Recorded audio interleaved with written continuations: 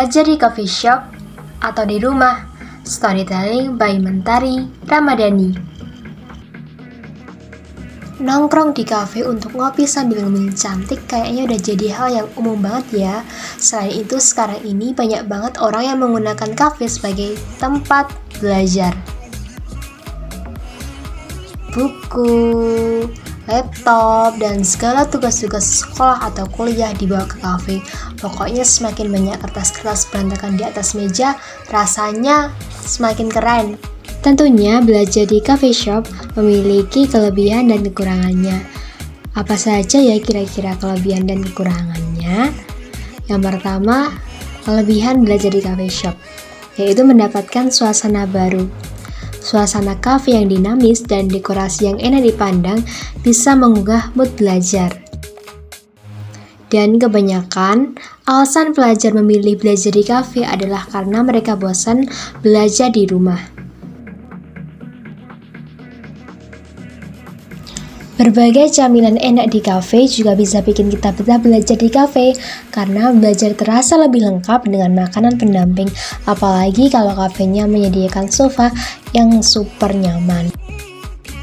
Akses internet yang disediakan oleh kafe juga menjadi daya tarik tersendiri. Kita jadi lebih bebas browsing internet untuk membantu melengkapi tugas sekolah atau kuliah. Kuota pun aman karena biasanya wifi yang disediakan kafe tak terbatas dengan kecepatan yang memadai. Kekurangan belajar di kafe yaitu suasana ramai yang bikin kita nggak fokus. Lalu lalang orang di antara space meja yang biasanya berdekatan tetap mengganggu perhatian. Bukannya belajar, kita malas jadi sibuk ngeliatin orang keluar masuk. Kekurangan belajar di kafe adalah lebih banyak menghabiskan uang. Kita nggak mungkin nongkrong di kafe tanpa jajan dong ya. Malah semakin lama duduk di kafe, biasanya semakin banyak juga makanan atau minuman yang kita pesan. Nah, lalu bagaimana ya kelebihan dan kekurangan saat belajar di rumah? Kelebihan kita belajar di rumah yaitu kita bebas menentukan tempo belajar. Kita bisa dengan mudahnya istirahat sejenak di tengah-tengah proses belajar.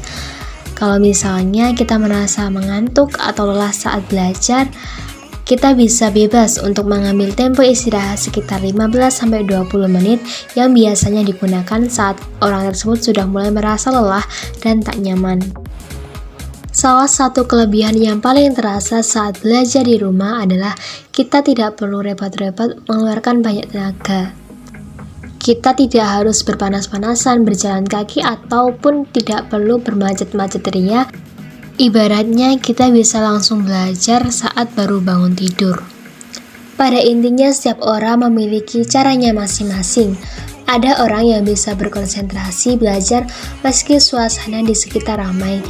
Ada juga yang cuma bisa belajar kalau suasana sepi total. Pada intinya, setiap orang memiliki zona nyaman mereka dalam belajar.